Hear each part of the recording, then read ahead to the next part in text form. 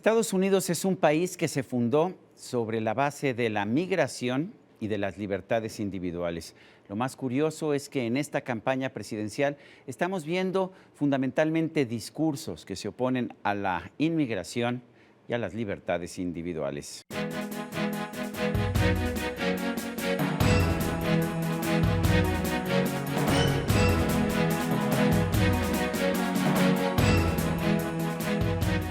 Matt Denhart es director ejecutivo de la Fundación Presidencial Calvin Coolidge.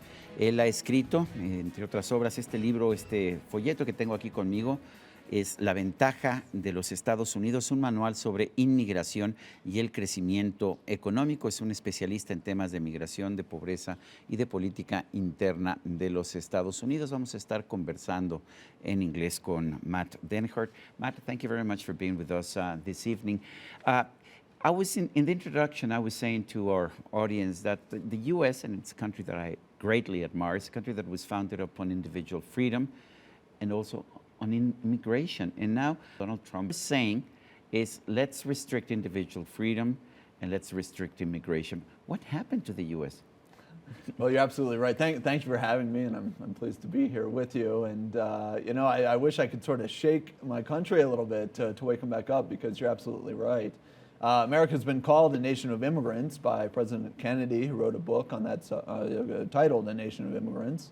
And of course, you know, if you look back at our founding documents in America, to the Declaration of Independence and the U.S. Constitution, it's totally premised on the idea that, that the individual is supreme and the government gets its rights, you know, from God, and that the rights belong to the citizens. Mm-hmm. And so the government's there to serve the people.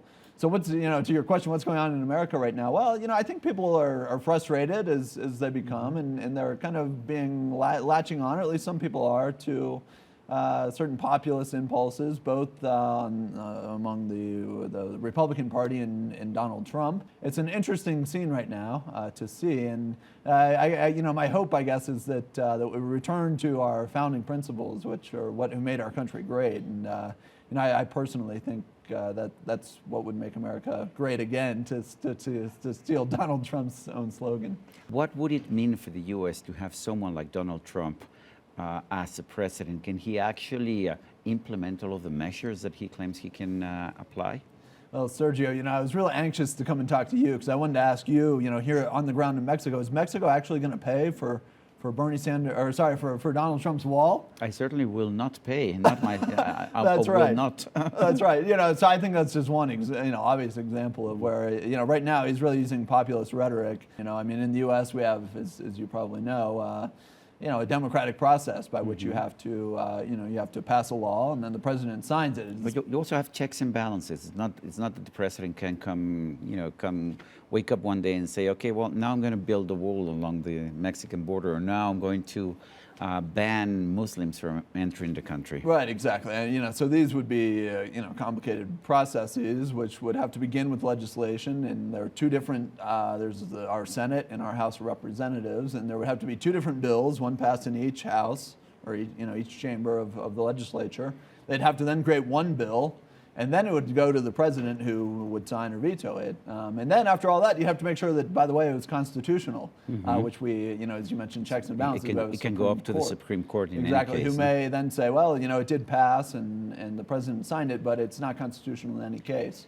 Well, but I can understand how a country can lurch into populism. But what I'm looking at in the States really worries me, because I see millions of Americans that feel so dissatisfied with the political process that they're going with people who openly are claiming that they can violate the rights of individuals.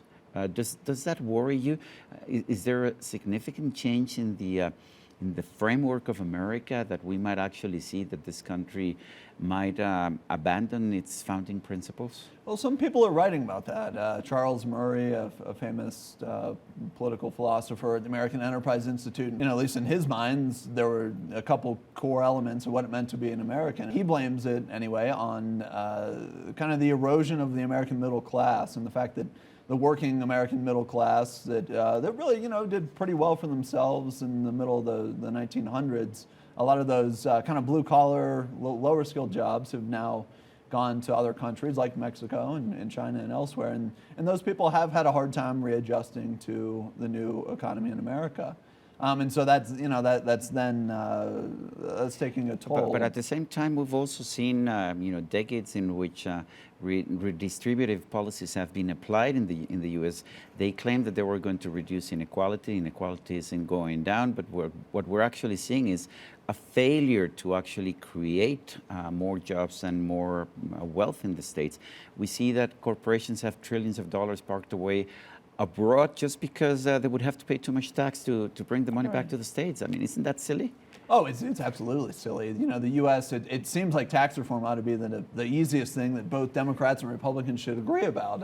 As you said, we have, a high corporate tax rate, one of the highest among developed countries, and we have this worldwide system of taxation where we tax corporate profits twice. Yeah, but I think you're getting at something deeper, and that's that we've had slow economic growth. We've had really slow growth since the recession, averaging 1 or 2% a year since 2009. And I think a lot of people, they're not really sure how to get the economy growing again. And so they latch on to someone, like a I think on the Donald Trump side, they see that he's created some successful businesses, and okay, he seems confident, and that's what we need in a leader. I don't personally agree. From what I understand of his biography, he actually inherited a lot of money, and he's managed to keep it, but that doesn't mean that he created a lot of money. Right. What do you, as someone who's dedicated your time to studying, the wealth of America, how America is wealthy, and the inequality, the poverty, the advantages and disadvantages of America, what does the country need at this point? Well, we need stronger economic growth, I think, is the one key ingredient. And what would you do to get that? Because in Mexico, we've been hearing about how we need strong economic growth for at least 3 decades, and we haven't gotten it. Well, we need more, we need to return to, where you started the interview with more individual rights. When you give rights to the people, you find they tend to be pretty entrepreneurial, and they find, the ways to innovate and to grow the economy. You don't grow an economy through government policies where, if the government could just get it right this time, then we might all become wealthy. That's not the way any economy has ever developed over the long term. So in America, what we need is to let the state release a little bit of control and give it back to the individuals through tax reform. Our individual side of our tax code is a mess, so is our corporate tax. You've said twice tax reform. The fact that American corporations have trillions of dollars parked abroad and they're not investing that money either abroad or in the States, it's a bad sign, because you have the money and you certainly don't want to have the money parked. You want to invest it, but it seems that government intervention has had the dangerous side effect to make it less profitable to invest your money. Yeah. Does that worry you? It does. Oh yeah, it certainly is worrying. When you see companies just sitting on loads of cash, you wonder what's going on in our economy. That's not natural in an economy. No, yeah. I mean, companies are very good at putting cash to productive use. So yeah, it is troubling. And now there's a lot of talk. Well, what are we going to do now that interest rates have been close to zero for so long?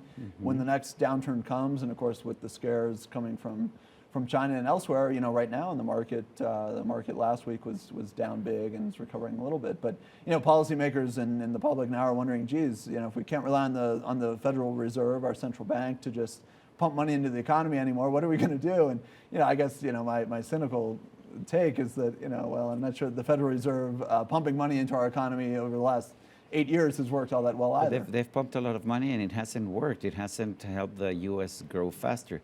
We should have understood that already. Right. Don't you think? Oh, absolutely. What do you see the States in 20 years or in 30 years' time? Do you think it will remain the preeminent economy in the world? Well, I think we have a couple. We have 2 paths we can take, and one is giving more and more power to the state and letting it control more and more of our lives, including the economy. And in that case, no, I think the U.S. would be overtaken by some of these countries that have more agility and ability to adapt and are just more innovative.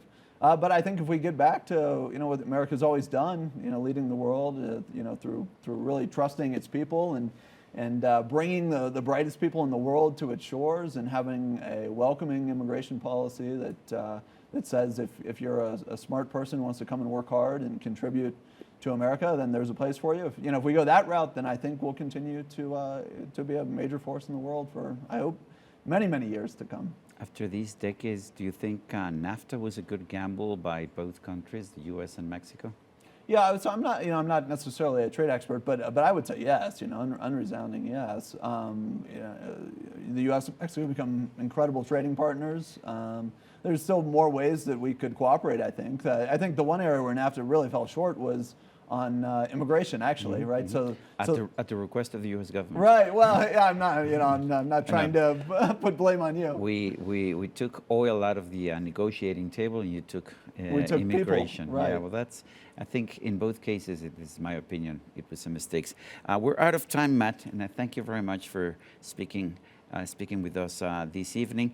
Y es Matt Denhart, y a usted, amigo televidente, que hace posible este programa, se lo agradezco también. Esto es todo por hoy, pero no se le olvide.